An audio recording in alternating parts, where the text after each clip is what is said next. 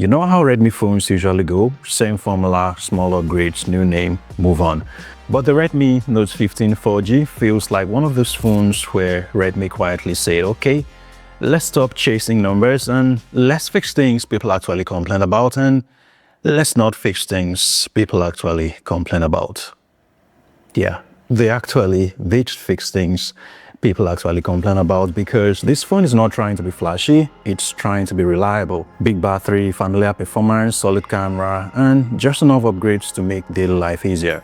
So the real question is, did Redmi really do enough this time to make you want to buy this? Let's talk about it in this review. Now, having used the Redmi Note 14 4G throughout last year, I was curious to see how Xiaomi has taken things forward in 2026 with its predecessor, the Note 15 4G. Now, I have the three models with me, the Note 15 Pro Plus 5G, the Note 15 Pro, and the base model Note 15, the one to talk about in this video. Now, pretty obvious what Xiaomi did this year for this particular one, because it looks like they refreshed the Note 14 Pro 4G of last year to call it the Note 15 4G this year, with some improvements here and there. The design, for example, did give it away, literally screaming last year's Note 14 Pro at first glance. However, this still carries 108 megapixel optic of base model Note 14, and what's good about it is that it is only a single shooter for the rear camera, meaning more focus must have taken place here for better image quality. Now, personally, I kind of like this idea, the idea of letting go a macro camera and not choking the rear design of the phone with lots of cameras. But this got a single shooting sensor or active camera.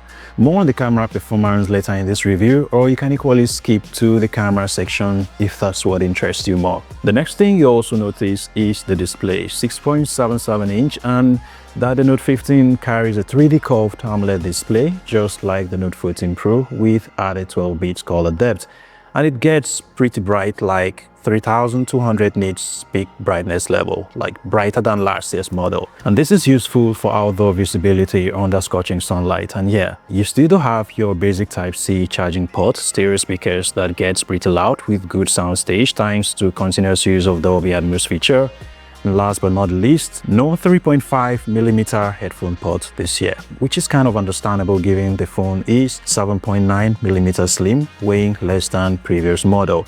Now, the Redmi Note 15 4G feels nice in the hands. Its edges are curved both on the front and the back, and giving it a slimmer feel when using the phone one hand.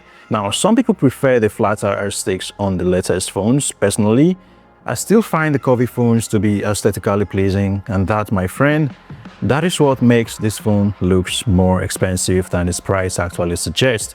If you could just look past the continuous use of this particular camera module, this phone looks beautiful, especially if you go for these two color options aside this black. Design is always subjective. That of this one is no difference. You can also slap the included free protective case on it, which also makes it look cool.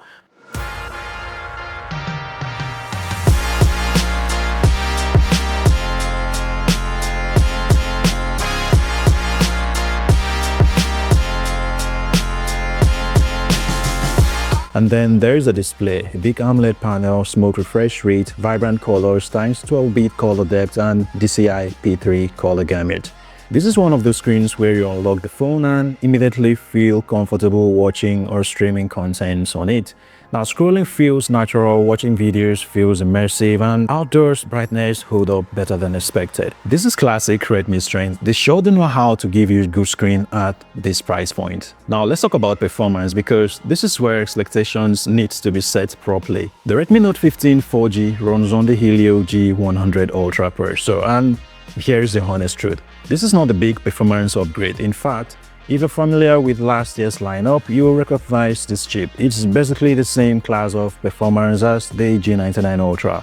Now, even the Note 14 Pro 4G used the same Helio G100 chipset last year. So if you're expecting a jump in speed, you won't really feel it on this one. That doesn't mean the phone is slow. Day-to-day usage is smooth, apps open quickly, multitasking good enough, and casual gaming is fine. Redmi didn't upgrade performance, they simply optimized consistency, and for most people that actually matters more. Now the real star of this phone is the battery. This is where the Note 15 4G completely changes the story. A 6000 mAh battery, and yes, you feel it.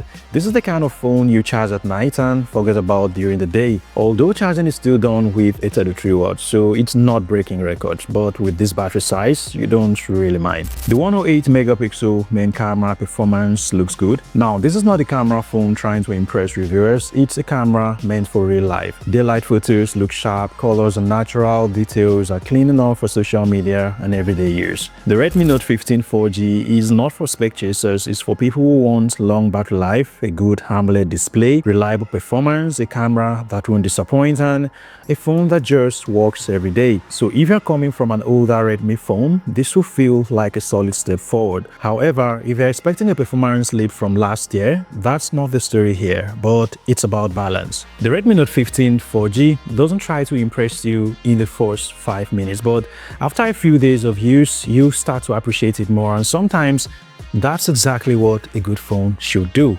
Now, if you found this review helpful, drop a like, subscribe. Thanks so much for watching, guys. I guess I'll be talking to you in the next one.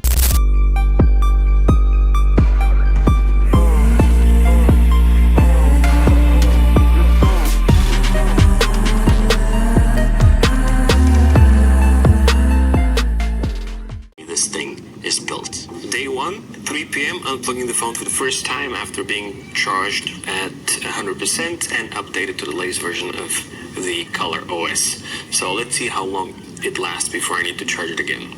Not only it is incredibly light and comfortable to use one-handed, but the hinge opens and closes with the finesse and confidence of an old-school German saloon. You know, back when things were over-engineered in the best way possible. Now, one thing that I'll need to get used to is the position of the power button, which also works as a fingerprint reader. It's kind of like too far north in the frame, so that means I need to